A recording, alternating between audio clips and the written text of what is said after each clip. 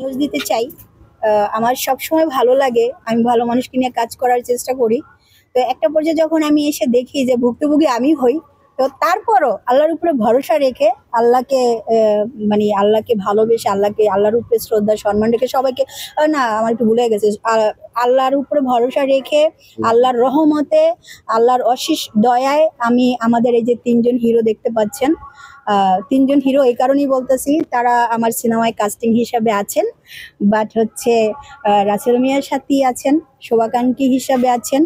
তো তারা এসিন তো নতুন না কেউ, এসিন হচ্ছে পুরনো, আমাদের খুব কাছের একজন ফ্রেন্ড। আর তাকে আমি বললাম তুমি ভাই আসো আমাকে হেল্প করো কাজে, আমি কাজ করতেছি। তো ইনশাল্লাহ তারা চলে আসে।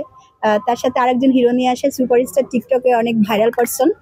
আর হচ্ছে গিয়া আমি কিন্তু তাকে স্বার্থের জন্য নিয়েছি। কেন নিয়েছি?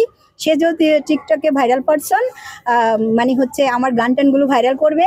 আর রাসেল মিয়া তো হচ্ছে ইন্ডাস্ট্রির একজন সিনেমার হল থেকে তার একটা আমরা ওরকমের একটা বেনিফিট পাবো। তো ইনশাল্লাহ এই সাইড ওই সাইড এই সাইড এই যে সব মিলাই হচ্ছে ভালো কাজ করবো হ্যাঁ, আমাদের বাসার হবে মাটির ঘরে। তো আমাদের এই নতুন যারা আছে আরো অনেকেই আছে, আপনারা দেখতে পাবেন। আজকে এইভাবে আসলে আমি ইন্ট্রোডিউস করাইতে চাই নাই, কিন্তু ভাইয়ারা আসছে, ইনশাল্লাহ আমরা কাজটা শেষ করবো। ভাইয়া তুমি দুইটা কথা বলো, কেমন লাগবে তোমার নতুন সিনেমা কাজ করতে? আমাদের সিনেমার নামটা হচ্ছে কি বাসর হবে মাটির ঘরে।